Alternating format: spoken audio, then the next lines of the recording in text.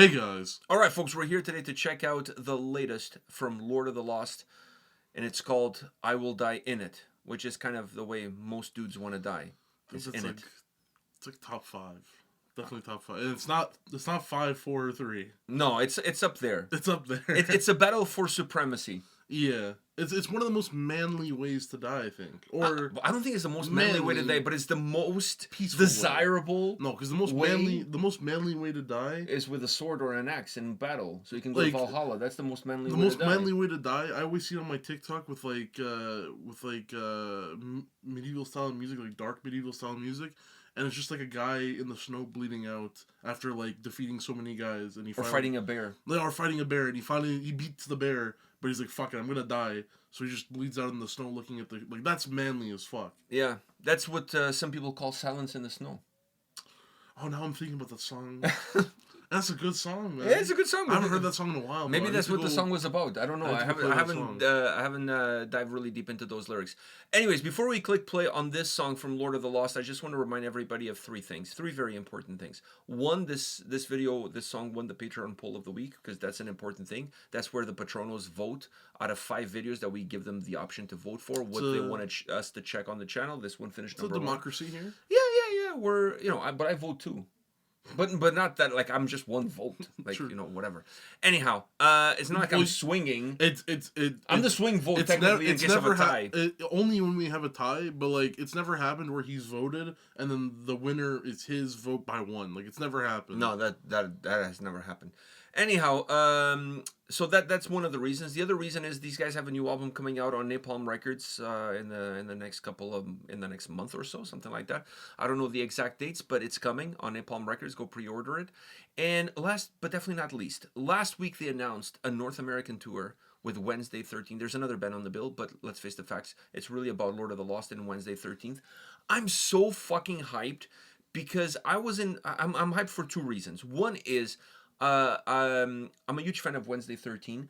I missed their headlining show in Toronto because I was in Norway at Inferno. Mm-hmm. So now they're coming back, but it's in January. They're coming back to North America in January of 2026. But what a wait to kick off 2026. True. So I'm excited to see Wednesday 13. It's been a while since I've seen the band live. I'm excited to see Lord of the Lost live again. They're not playing this time at the Opera House. I believe they're playing either at the Danforth or the Phoenix. Either way, it's a bigger venue. So that's good. That's a good sign. They're playing at a bigger venue. And I'm really excited about this lineup. I'm really excited about this tour. I'm a little bit sad to find out that they're going to be taking a break from touring for about a year and a half. So, guys, girls, children of all ages, stop with this come to Brazil bullshit. If you live in the neighborhood, grab a car and fucking go to the show. Obviously, they can't play every fucking city. That's impossible. Yeah. But if there's a city that's at the very least a couple of hours drive from you, fuck, make the commitment, make the drive. These guys are flying from Germany all the way here. Yeah. The least you can do is to drive to the fucking show. And cars are faster than wagons, man. Oregon Trail a long time ago, man. Listen, so you guys can definitely do it. Listen, they're coming to Toronto. It's going to take me an hour to drive to the venue, and I live in fucking Toronto.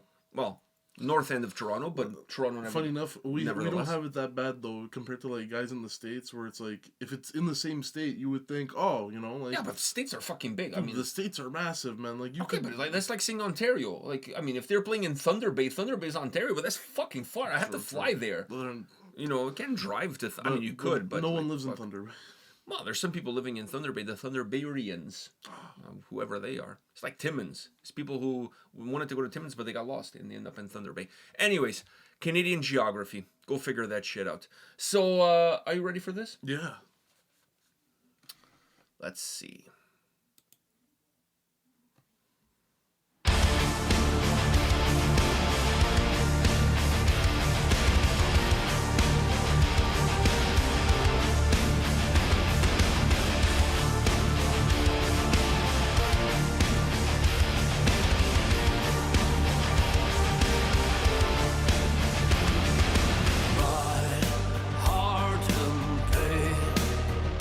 Will I have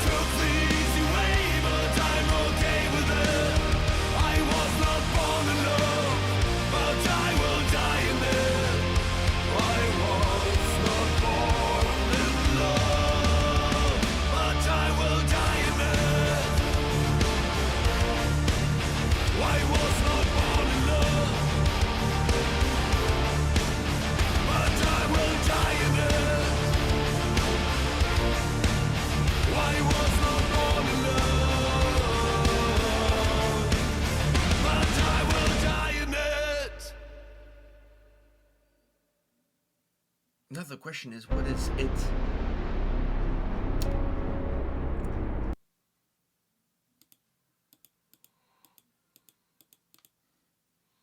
That's not the question at all. You kind of answered the question. What do you mean? I was not born in love, but I will die in it. Oh, okay. No, but I meant like I will. Okay, never mind. But what is the love he's gonna die in? Yeah. What is the love? Well, What is love? what is love? Baby, don't hurt me. Don't hurt me. Yeah. Don't hurt me. No more. But what would you do for love? I will do almost anything, but I won't do that. What is that? Dying in it. Dying in it. Well, Fuck, everything went full circle on this one, I must say. dying in it. There's a stipulation, but then other than that, yeah. Yeah, and if you're gonna die in it right at the end, as you climax. What a way to go. Fuck. Not only you're coming, but you're going right at the same time. God damn it. Exhilarating. Just like I see the light. That's what everybody says before they get run over by a car. Yeah, true. Yeah. All right. On that dark note, moving on to better things. Or a truck. Or a train. Or a train. Anything that has headlights and Anything, it's dark outside. And more than one headlight, because that's some wallflower shit, and we're not dealing with that. You know what that is? The Wallflowers? I don't know. You never heard the song One Headlight by the Wallflowers? If you play it, I think I'll know it. It features Bob Dylan's son on guitar and vocals. Anyhow, fuck. Here I am spitting knowledge, musical knowledge. And most people watching this is like, who the fuck is the Wallflowers? Bob Dylan, fuck. If you don't know who Bob Dylan is, I cannot help you. I cannot help you. Like, seriously, like, you need to get yourself checked out. I cannot help you. So, anyhow, what do you think about this song? It's I don't know, give me vibe. Not I don't know, like I like the song. Don't get me wrong. I felt similar vibes to the previous single they put out. I'm trying to remember the name of it on the spot right now, but I cannot. The one last song, it kind of gave me similar vibes to that one. That was not the last single, though. That was not the last single, but it's the last single that came to mind at least. Okay. It kind of gave me similar vibes to that. I mean, both songs are kind of. I mean, all their songs are very dreary and sad in nature, but I feel like I felt a little bit of a connection between. Yeah, from a lyrical theme standpoint, there might be something to be said about that. Yeah. But dude, the song is catchy. It has a good feel to it. I like the heaviness in the song. I like how it starts off with some good heaviness. Which I feel like this band, a lot of the songs, it's either you're not gonna get that heaviness from the guitars, and you're just gonna get it vocally, lyrically, and then they always, at least now they have like that wave style within them too, so you never really get songs sort of just like starting off with the heaviness and hitting you like that. I like that shit. I like when Lord of the Lost keeps it real. I find that the last couple of singles we checked out from this upcoming record, they have a very common theme to them, which is to me is a heavier tone to it, sound wise, but also a little bit of an industrial vibe to it. I really feel that less of the wave, like new wave, the new wave stuff. Yeah. Yeah, I feel like it's more industrial. Yeah. Like there's still some reminiscences of a dying scene there. There's some reminiscences of new wave. That's a joke for all of you Lord of the Lost fans. But anyways, I find that the last couple of singles that we've done for this upcoming record, for me, the commonality that they all had is they all had a little bit of more of an industrial vibe, and that industrial vibe comes with some heaviness to it. So I feel like that is there. The darkness and the themes in the dark, that's always been there. I mean, no, of course, but I think in their not maybe some of the stuff in Judas, but I think just after Judas, they went with more of the new wave stuff, and I feel like heaviness dropped a little bit guitar wise. But Judas was not a heavy album either. But Judas wasn't a heavy album either. But I'm saying like even just after that, guitar wise heaviness dropped a little bit, but you were getting. Judas was very hooky, very catchy. Yeah. Like I mean, there are a couple of songs here and there that are heavy. That are heavy. But it's a 2 disc, like it's a 2 LP. Yeah, like yeah. it's a fucking big record. I'm just saying like that. leaving from that record and And going Blood on. and Glitter is like it's a lot more open. Exactly. It's way more new wave. It's way more new wave. So I'm saying, like, when Blood and Glitter came out, uh, the new wave kind of went up and the heaviness guitar wise went down. And not that I didn't like that. I really like that, but I like how they're switching it up again. They're not. Yeah, if you look If at these anything, three last, if you look at, I haven't heard this album yet, but just based on the singles, if you check out these three, let's say if you look just at the singles that were released for each of these three albums, they all sound very different. They all have a But different vibe to them. they have their own consistency within. Yet, In terms not of the feeling, themes, in terms of the themes, yes, and in terms yes, of yes. all of that, obviously offers a lot of They consistency. have their own consistency. But sound wise, I think they're all three very unique records. And I really like on that. their I like own. them because, But they still all sound like Lord of the Lost. of course, but instead of piggybacking off of one album like most bands will do, where you'll take most of the sound from your previous album if it did really good and yada yada. I like how after Judas, Blood and Glitter came, kind of refreshes a little bit. But you need a Judas then- was such a. But you needed something like that. Judas after was that big-ass after that album. big ass album. It's a Yeah, very yeah. very concept driven record. It's a really demanding. It's not a demanding album in terms of being cumbersome for the listener to listen to. But if you really want to listen to that album top to bottom, you really have to listen to both records. I mean, you can pick But funny pick enough, and choose funny whatever enough, songs it you took, want. It but- took 2 records for you to kind of get back into, because after Judas being that big record, it was nice to have Blood and Glitter, but it was also nice to have that covers album they did. Yeah. Because I feel like both kind of help reset the kind palette of, a little yeah, bit. exactly, cleanse the palette a little bit after that big album. So now going into this, having some heaviness out of the last 3 singles, I'm loving it. Me too. I'm Me loving too. it. Me too. I like their heavier sound. I love their. I really don't get me do. wrong. I also really love their new wave sound, but the heavier sound is also very loved. And I think that since we've gone with, well, technically 2 records, Blood and Glitter, and the album. Oh, and I didn't even cover the covers album. the So covers if you album, think I that like counted, I that's 3 counted. records oh, from Judas, well, Blood and I'm Glitter not, covers. I'm now just saying after Judas, those ones, after going through that without the heaviness of the guitars and stuff that we had in Judas, at least, it's just nice to go back to it. Yeah. So I'm not saying I prefer one over the other. If anything, when it comes to Lord of the Lost, I love everything they fucking do. Me too. So, But those albums were very short as far as the guitar impact on the songs is concerned. Mm-hmm. Like there's certain songs on those records you listen to it and you even wonder if Pi is in the band. Like not that he's not playing guitar. It's just that the guitar doesn't have a lot of predominance or impact in defining what the sound of the song is going to be. There's other elements like the drums, the keys that play a much bigger role in defining what the style and the sound and the vibe is all about. So far in the singles from this upcoming record, the guitars play a much bigger role, at least in helping define a little bit of that more industrial, heavier side of their sound. Yeah, I dig it. which I feel like really was like it. the kind of like even before Judas, like there are not OG sound, but I think the sound from previous albums. There's a lot of stuff in there, more like this. deeper in their discography, more like this. this. More or less, yeah. Maybe Yeah. not to this extent, but No, yeah, but I think close. pretty close to this. Close. I would say close. Underground, like songs like that, were like that are a lot older, have this kind of feel to them. So it's kind of cool they're going back there after going on like that palette cleanser. Even though we're not saying that Blood and Glitter didn't have any heavy guitar, it Blood did. and Glitter was a great album. too. Blood and Glitter was a great album, and it had heavy guitar, but it wasn't predominant.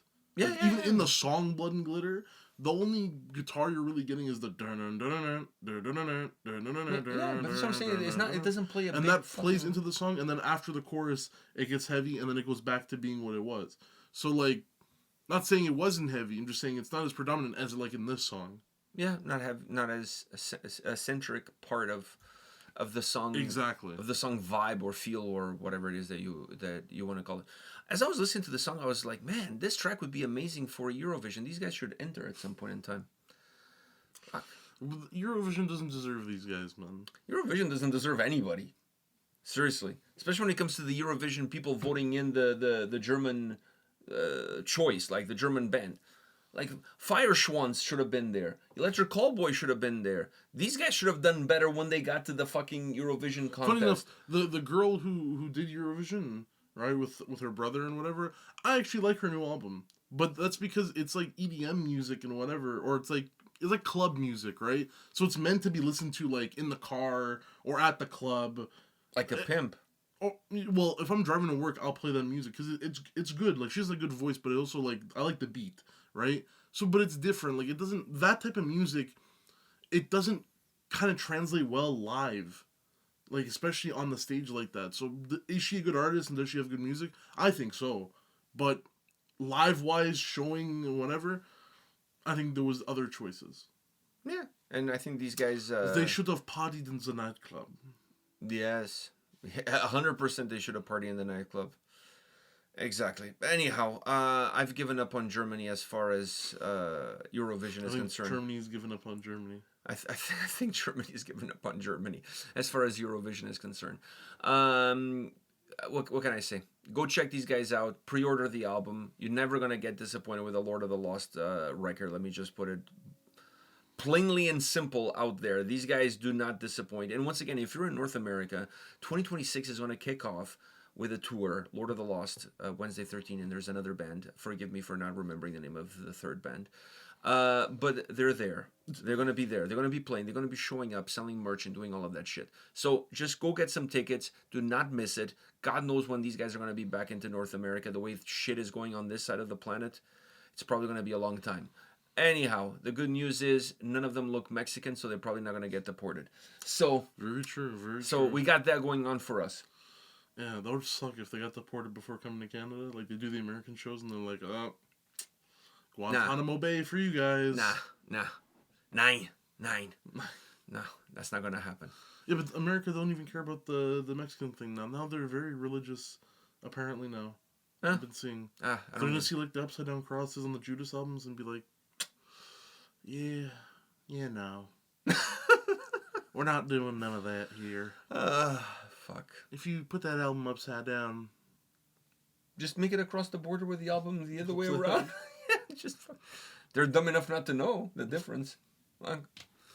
So it's on his forehead? No. It's on his chin. It's on his chin. The cross, I know. It's not a cross. It's just a J. It's just a J. For James. King James Bible. King James Bible. Oh, then you'll really get it through. See what I'm saying? And I don't mean King James, LeBron James. I mean the real OG. You know, I used to think real King. When I was younger, I used to think King James Bible. You're old now. You thought LeBron wrote it? Yeah, like the King James Bible. LeBron wrote his own version of the Bible. Yeah. And on the third day, LeBron created the sun. No, he dunked. He dunked and created the sun. He dunked the moon in the water and created the sun. That's how it all. He alley-ooped the sun. Him and Adam were playing a 1v1. He dunked on Adam. He dunked on Adam. He did a facial on Adam. Oh, that sounds horrible. But he got his nuts all up in Adam's face. Oh yeah. Fuck, he teabagged the motherfucker like there was nobody's business. And then, like every other black guy does, he went out with Eve.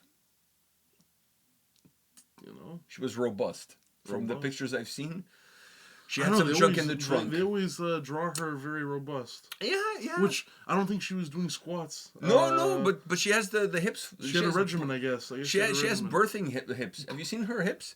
Birthing hips. If I've ever seen some, fuck that. A Noah's Ark, instead of drowning in water, it was Sprite cranberry.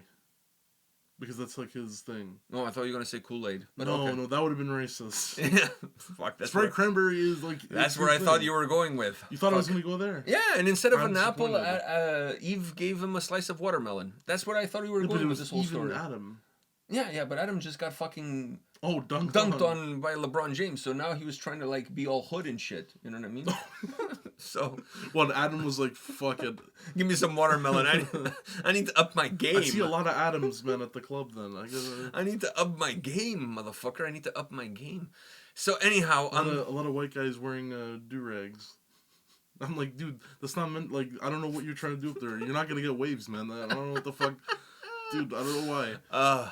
Fuck. Anyhow, I'm not here to judge, even though we just did a little bit. So we're not, dude. You thought I was gonna go with racist shit, man. No, you kept it clean. You I kept kept it it. clean. I kept it PG, man. You Maybe kept- not 13. No, you kept it M for mature. So on that note, and speaking of mature, like Eve looked mature. Okay, okay. Fine. Okay, we're done with this. We'll see you all at the next one. See ya.